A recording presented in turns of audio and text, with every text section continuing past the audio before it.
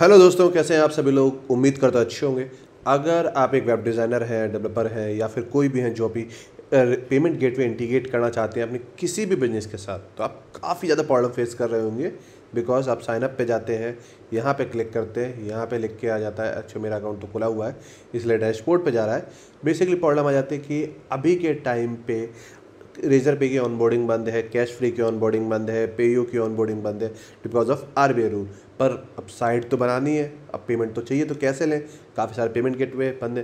पर आपका अगर कस्टमर बेस इंडिया बेस है, ठीक है, तो इंडिया में सबसे ज़्यादा चीज़ पेमेंट कौन सा चलता है?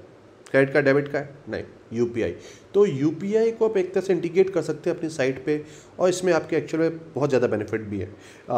थोड़े से अगर आप सपोज़ आपके पास की लिमिट कम है तो यूपीआई में आपको बताओ कि आपका ट्रांजैक्शन फीस नहीं लगती है, तो डायरेक्ट आपका पेमेंट चलागा। अगर आप कोई भी रेजर पे या कोई भी पेमेंट गेटवे यूज़ कर से 2 से 3% तो कहीं गया नहीं, वो लगेगी depending on the payment gateway, depending on the payment type, ठीक है, इतनी फीस लगेगी।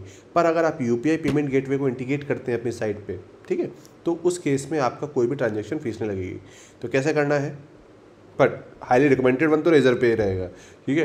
बट इन केस के लिए करना है तो आपके पास वो कॉमर्स होना चाहिए। आपको कुछ नहीं आना, प्लगइन सेक्शन में जाना है, ठीक है। तो यहाँ पे आपको यूपीआई डालना है, पेमेंट डाल दीजिए आप, ठीक है।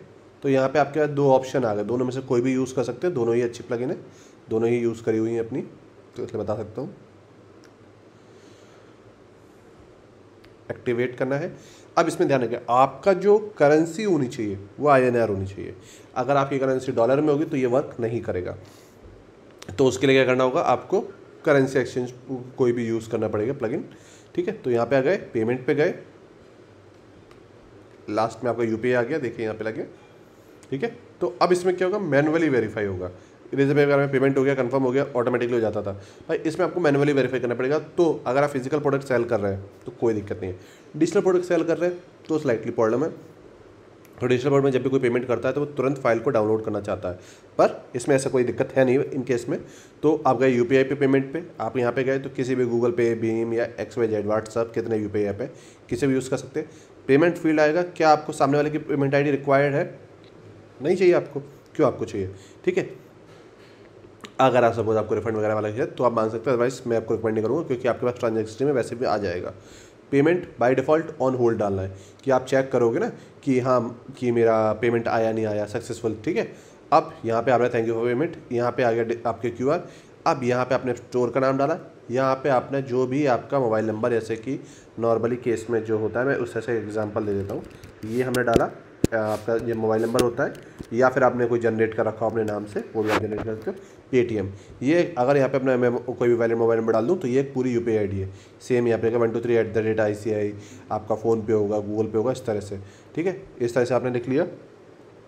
आप यहाँ पे थीम्स के ऑप्शन है जो अपने हिसाब से आप कर सकते हो, बाकी यहाँ पे कोई ऑप्शन की रिक्वायरमेंट नहीं है। और आपने सेव चेंज पे क्लिक कर दिया, ठीक है। वापस गए पेमेंट गेटवे पे, अगर आपने अनेबल नहीं किया तो चेंज किया तो अनेबल किया। अब यहाँ से हम जाते हैं प्रोडक्ट सेक्शन में। हमारे पास एक कैमरा है 40,000 रुपये का, इसको हम खरीदते हैं। ऐड टू कार्ट किया, व्यू कार्ट किया, अपडेट प्रोसेस टू चेकआउट किया, सारी डिटेल आ गई। यहाँ पे देखिए, यहाँ पे आपके पास ऑप्शन आ गया। तो अभी हमने ऑप्शन अनेबल किया था, इसलिए हमारे पास ये ऑप्शन आ रहा है, ठीक है, कि मेरा ये था प्रोसेस टू चेकआउट किया। ये देखिए, ये QR कोड आ गया जो आपने डाला था। हमने वहाँ पे इस ऑप्शन को अनेबल कर दिया था इसलिए। हाँ, तो 1,20,000, क्योंकि हमने 2-3 बार क्वांटिटी में किया। अब जो कोई भी स्कैन करेगा और पेमेंट कर यहाँ पे कर देगा कि हाँ मेरा हो गया पेमेंट, और कंफर्म पे क्लिक कर देगा, तो आपका पेमेंट हो जाएगा। आपके पास वो ऑर्डर यहाँ पे लास्ट में आपकी प्रोसेसिंग में आपको यहाँ पे दिखने लगेगा। जैसे मैं यहाँ पे जाऊँगा ऑर्डर्स में, अभी के डेट में क्या आएगा, मेरा पेंडिंग पेमेंट आएगा। उसमें आपके पास इनिशिएटेड केस हुआ था, इस तरह से हुआ था। ये आपको करना नहीं करना, आप इसे अनेबल डिसेबल कर सकते हैं अपने अकॉर्डिंग। अगर आपको पेमेंट रिसीव हो जाता है तो यहाँ पे आप जाएंगे, यहाँ पे आप जाने के बाद पेंडिंग पेमेंट को ऑन होल्ड, प्रोसेसिंग कंप्लीट, जो भी आपको करना है वो चीज़ करेंगे।